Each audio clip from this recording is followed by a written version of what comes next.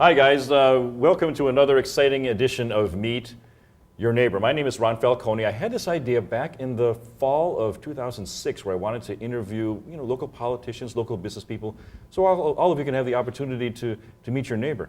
We have a very special guest today. He is the Medina County Juvenile Court Judge, and his name is Kevin Dunn. Judge Dunn, welcome to the studios today. Thank you, Ron. Appreciate you inviting me on. How are you doing today? Excellent. It's a great day. Hey, Judge, can you tell me something about yourself that maybe not too many people know about you? I grew up in Medina as a kid, and probably one of the close secrets of mine was my father was recruited to coach actually a Libyan tennis team for the Pan-Arab Games way back in the 60s.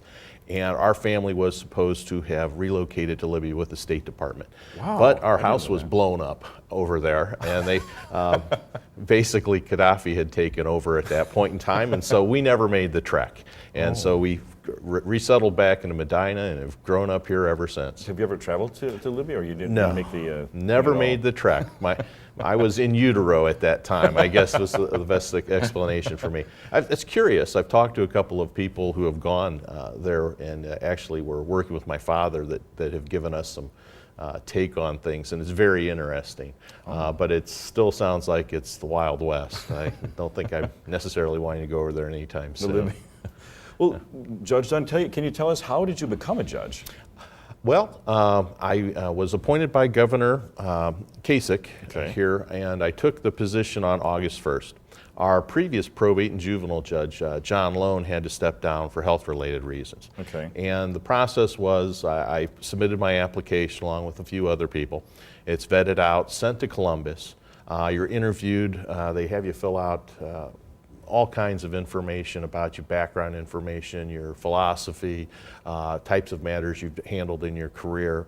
And I was fortunate enough to go down, apparently pass what they needed and requested of me. And I was selected and took the bench, appointed on August 1st, and my first day of work was the 5th, which I've been going hard at it ever since. That's wonderful.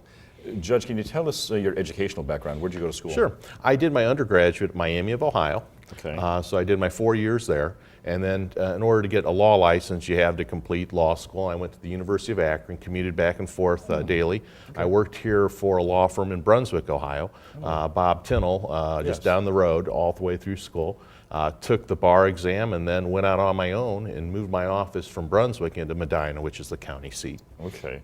Judge, do you have any special training that you have to take before you become judge? Well, not necessarily before. We have continuing education programs throughout things. When you're appointed, you have to go through some judge schools. Previous to this, I'd been a visiting judge or a sitting judge in Wadsworth by appointment as an acting judge. And we had to take continuing education, some classwork on courtroom demeanor, operating courtroom cases, things like that. I'm very fortunate in my 22 years of practice. I was a trial attorney. I was in and out of the court constantly. So it makes a huge ease to go in the courtroom, knowing what evidence rulings are, knowing how the layout of the court is. I had a couple of very new attorneys in my courtroom recently. They're asking, where does the jury sit and where does this go on?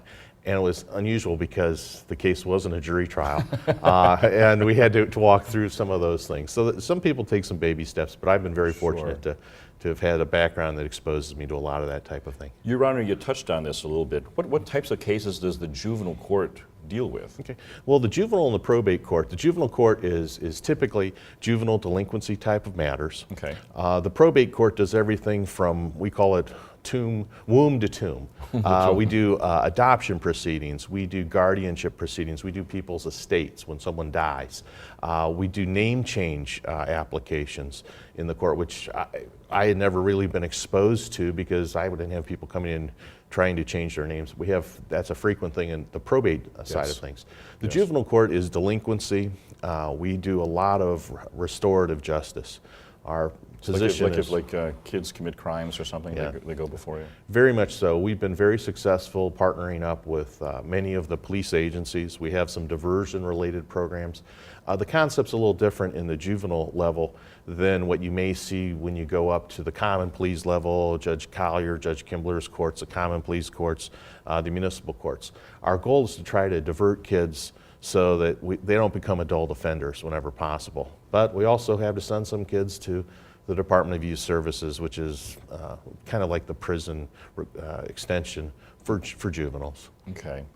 Judge, can you tell me how many people how many people work for you there in court? Well, we have our court staff in the juvenile and the probate court, Okay. and we also have the juvenile detention center, which most people aren't familiar with. It's right next to the county jail, Okay. and the total is about 48 people between Okay. those two courts and the detention center, Okay. which is all the guards, the administrative staff, and it's been a neat move up. Having been in private practice, I now administer a staff, put together budgets, and work with a great deal more people. But I'm very blessed because I have a great group of people around me. Judge Dunn, can you tell me like a typical day for you in court, or is there a typical day for you? It really isn't. But every one of my days is covered a little bit different. On Mondays, I typically have hearings with the Job and Family Services, children's services cases where children may be being requested to be removed from their homes. There's some type of family issue that needs to be dealt with, children neglected, abused, dependent. On Tuesdays, I conduct my drug court.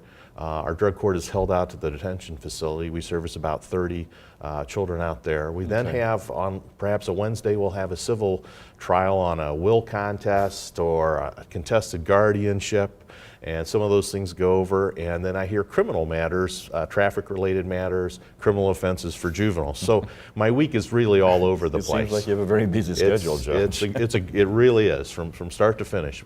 Judge, for any like new lawyers or new parties appearing before you for the first time, do you have any advice that you can give them to help prepare for that?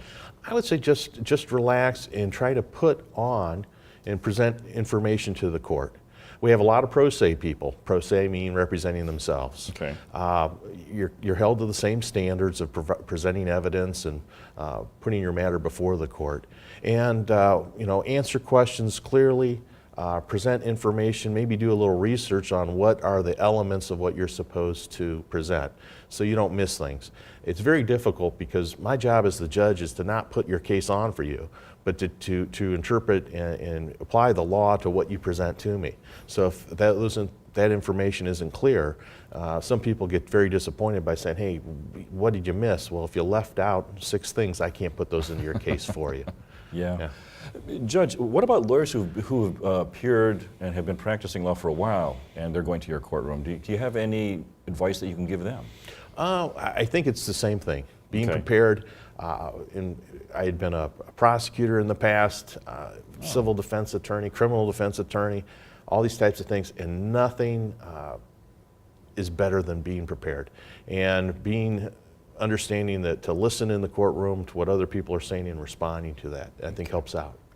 Judge, on a personal note, are you married? Do you have any kids? Where do you live? I am married. I've been married for 20 years to my wife, Lisa.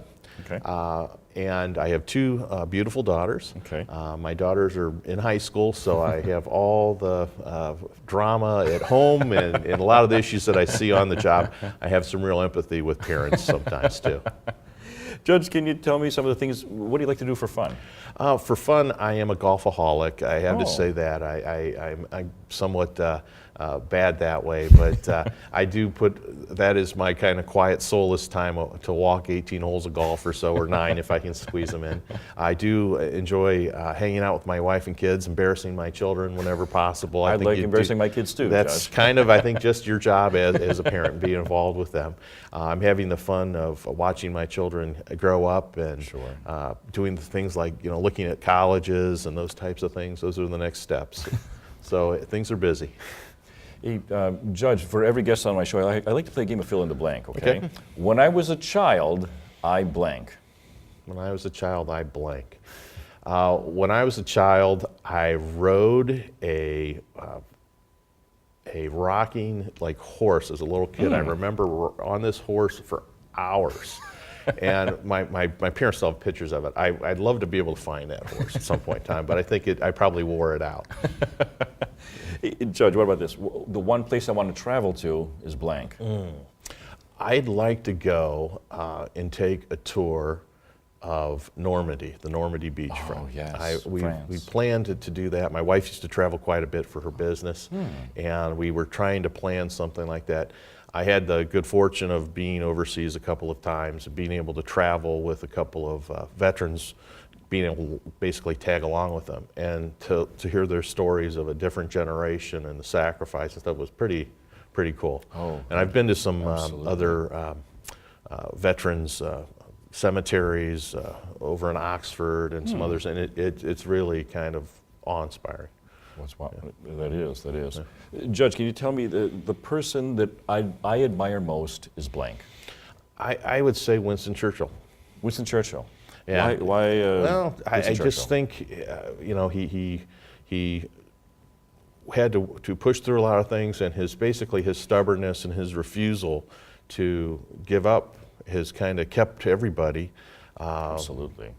in the Western Hemisphere going in a steady direction. He knew when it was time to step down, and he handled himself in a fashion that he was able to stir a nation and keep some tenacity going. I think it's just an incredible trait. Absolutely. I think he should be considered the man of the century for rescuing the Allies and Britain and fighting against the Nazis. You know, I agree with you. Judge, when I retire, I blank. When I retire, I think I'll be a volunteer in a lot of other things. You can't get away from it. Sure. As you're quite aware, we get roped in or asked to do all kinds of things, and our days aren't over when we go home. It's true. And I just don't see the ability of slowing down. I would like to be able to spoil rotten, hopefully, grandchildren, and then turn them loose on my children, just like they, get even for all the stuff they've done, I guess. So. Judge, do you have any neighborly advice for people watching right now in Brunswick, Brunswick Hills, Wadsworth Township, or maybe people watching on the internet? I think the biggest thing you can be is keep your eyes and ears open and be a good neighbor. Go introduce yourself. Know your neighbors. It's amazing when you go through the communities that people have no idea who's living next to them. They have no idea what some of those issues may be. And to just let yourself be out there and let your neighbors know that you're there for them is a huge thing. We have a lot of elderly out there that sometimes you need to not go on, stop over next door. Give them a lift up, give them a help, Same thing with families that are going through some issues. To let them know you're there, you're a safe haven for them when needed. And I just think being a good neighbor is more than just ignoring your neighbor, but sometimes it's just letting them know that, hey, if there's something you can help them out with, that's the best advice you can take and move forward on. I agree with you 100%, Judge. Kevin Dunn, Judge of the Medina County Juvenile and Probate Court. Thank you for coming down today, sir. Thank you very much, Ron. Appreciate your time. My name is Ron Falconi, and I am the host of Meet Your Neighbor. I wanted to thank Judge Kevin Dunn for coming down to the studios today. I doubt there's anything more profound to be said. My name is Ron Falconi. I want all of you out there to go out and meet your neighbor. Adios.